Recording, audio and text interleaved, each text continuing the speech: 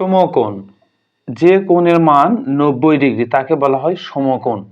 A B C একটি সমকোণ। যে কোণের মান 90 ডিগ্রি চাইতে ছোট তাকে বলে সূক্ষ্মকোণ।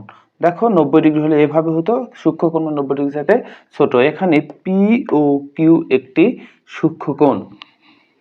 স্থূলকোণ, যে কোণের মান 90 ডিগ্রি চাইতে বড় কিন্তু 180 ডিগ্রি চাইতে ছোট তাকে বলা হয় স্থূলকোণ।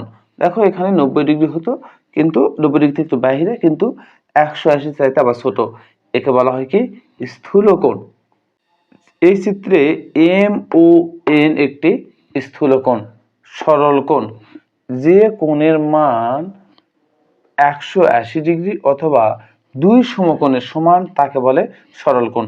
দেখো এই যে খেয়াল করো, এখানে 90 ডিগ্রি ছিল, এখানে আসে এই রেখা বরাবর যদি ঠেকতো তাহলে সেটা মানে ঠেকে যায়, তাহলে সেটা হবে সরলকোণ।